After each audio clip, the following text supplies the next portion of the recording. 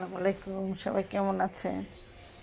আমি ছাদে গেলাম। ছাদ বাগানে গিয়ে ছাদ বাগান পরিষ্কার করছি, শাকসবজি কেটে নিচ্ছি। এই যে দেখুন, গ্রামের মতো লাগছে আমার ছাদ। এগুলো আস্তে আস্তে কেটে পরিষ্কার করে নিয়ে সাথে মিষ্টি কুমড়া কেটে নিলাম। মিষ্টি কুমড়াটা মোটামুটি বড় হয়েছে, একদম কিউট হয়েছে। আর সেটাকে আমি এখন বাসায় নিয়ে কেটে আপনাদেরকে দেখিয়ে দিব কেমন হয়েছে। আর শাকগুলি কি তাজা হয়েছে দেখুন। গাছের কিছু কচু শাকও কেটে নিয়েছিলাম, সেগুলো আছে। তারপর কিছু গাছের সিম, সব কিছু মিলে আমি একসাথে করব, তাই দেখিয়ে দিব। এই যে মিষ্টি কুমড়া কেটে নিয়েছি, দেখুন কালারটা কত সুন্দর হয়েছে, মাশাআল্লাহ, আলহামদুলিল্লাহ, অনেক সুন্দর হয়েছে। এগুলি রান্না করলে মিষ্টি কুমড়াগুলি গাছের একদম খুলে খুলে যাবে, তাই আমি কেটে আপনাদেরকে একটু দেখিয়ে দিলাম। তারপর এটাকে আমি কেটে বেছে ধুয়ে নিব, একটু ছোট ছোট করে কেটে নিব। কাটার পরে এটা চিংড়ি মাছ দিয়ে আমি রান্না করব, সে পর্যন্ত অপেক্ষা করতে হবে। এই যে কেটে নিচ্ছি, দেখুন এই সাইজের করে।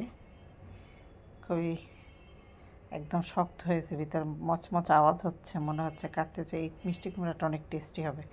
যে মিষ্টি কুমড়া কাটলে একটু আওয়াজ হয় ভিতরে, তখন দেখবেন সেটা খেতে অন্যরকম লাগে।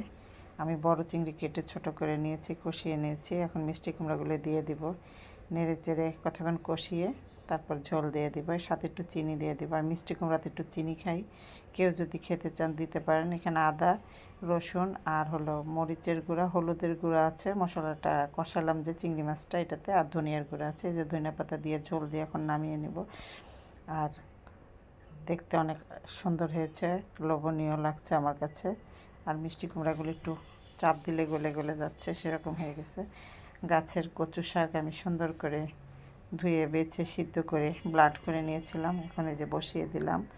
এখানে আমি এটা টক তেঁতুল দিয়ে, কাঁচা তেঁতুল না, পাকা তেঁতুলটা গুলে দিয়েছিলাম।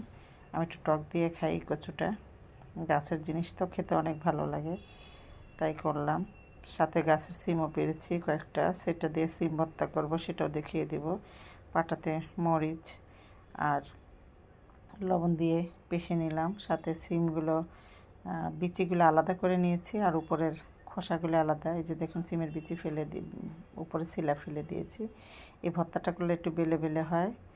আর ভর্তার সাথে এখন আমি দিয়ে দিব ধনেপাতা, কাঁচা পেঁয়াজ। এই যে আমার ভর্তা প্রায় শেষ হয়ে আসছে। আর সাথে দিয়ে দিব সরিষার তেল। সরিষার তেল দিলে এই ভর্তাটা অনেক ভালো লাগে। এই যে দেখুন, গাছের সিমের ভর্তা অসাধারণ হয়েছে দেখতে। আর এদিক দিয়ে কচু শাকও গাছের ছাদের, আর মিষ্টি কুমড়া তো ছাদেরই। সবাই ভালো থাকবেন, আমার জন্য দোয়া করবেন। আল্লাহ হাফেজ।